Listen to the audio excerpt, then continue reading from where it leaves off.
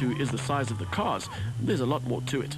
There's a saying in motorsport that says the race is won in the workshop. So while most of us like to throw our support the way of our favorite drivers, there are a lot of unsung heroes in the garages that make victory possible. Everything from running repairs to machining of unique race car parts happens at their headquarters in Joburg.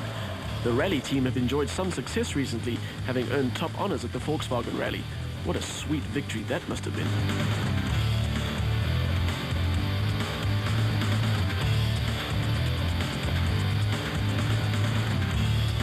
The off-road team weren't so lucky, with both drivers managing to put a few dents in the metalwork.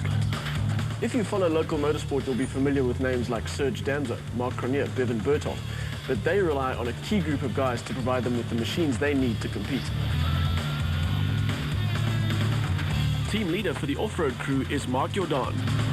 Mark, the Hilux V6 engine is fairly new to competition. Do you use sort of tried and trusted methods to develop the engine, or are you learning on the job all the time?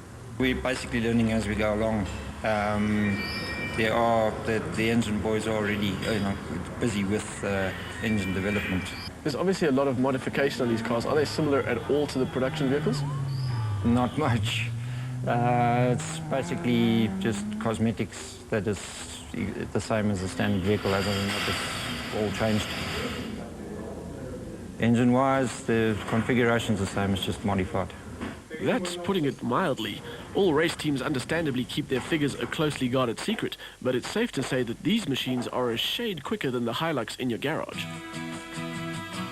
Now, the last race, your driver, Mark Cronier, he was in the lead by quite a way, and a kilometre before the end, he managed to go a bit off track and lose the race. How does that make you feel? It's disheartening, but we know that if we can bounce back from this, it'll only make the team stronger. It's still a young team, there's a lot to learn.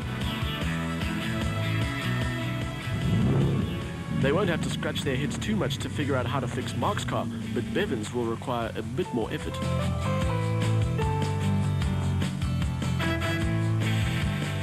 On the other side of the garage, Jean Els keeps his operation running smoothly. Jean, it seems like your job requires a lot of knowledge in a lot of different areas. What's your background? I was lucky enough to start at Hyundai Motorsport fresh out of school. I worked there on Enzo's car for 2 years, and when he left to go to Daewoo, I went with him, and I was on Saddle from the Mavis car for a year at Daewoo. Then I heard about the job at Toyota, and I applied for it, and I've been here ever since. It's been 10 years. What we see on television, obviously, is all the racing that happens during the weekend, but there must be a lot that goes on between races. The Monday after the event's a bit more relaxed. The cars will get offloaded, they'll get washed.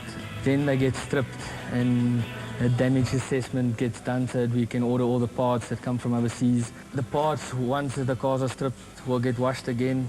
They'll get sent away for crack testing, and they'll all get refurbished, checked, and built up again. The whole process is rather intensive, and it all takes place on their premises with a dedicated crew. Engines get put on a dyno to check their performance, and the shock absorbers are removed and put on their own dyno to check if they're still usable.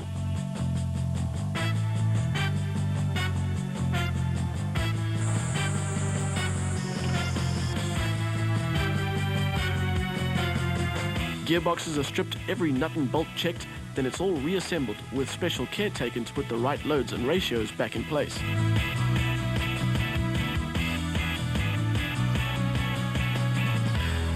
Then when everything's done, that normally takes up to a week, week and a half to refurbish all the parts. Then the cars get put back together again, and we go testing.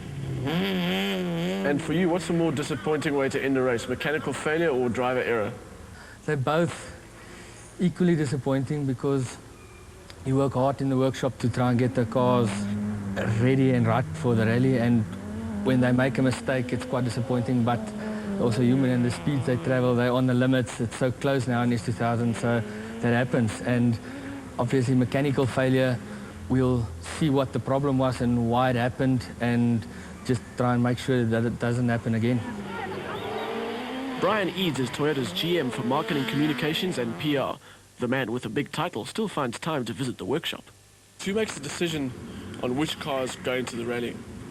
We decide which vehicles need which type of promotion. So, say for example, the Run X or its replacement Aurus, which will be announced in the next week or so.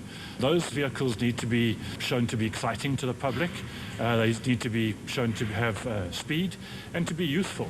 So Runx and Aurus, definitely, we put those into the rally circuit.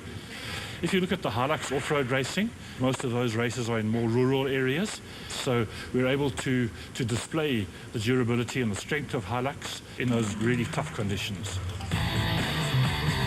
The company has made an impression in the S2000 class, so much so that they've picked up an international customer or two. Well, so far we've sent 2 cars to Europe. We've got one running in the UK, and a team from Italy is arriving next week to assemble a car. So that's step 2. They'll be coming out to take a car across. Toyota's rally chief Whammy Haddad is currently overseas putting the final touches to the new Aurus rally car. So when Whammy gets back, hopefully we'll have some documentation, and we hope to have the first prototype vehicle up and running by around about October this year, and full homologation by December.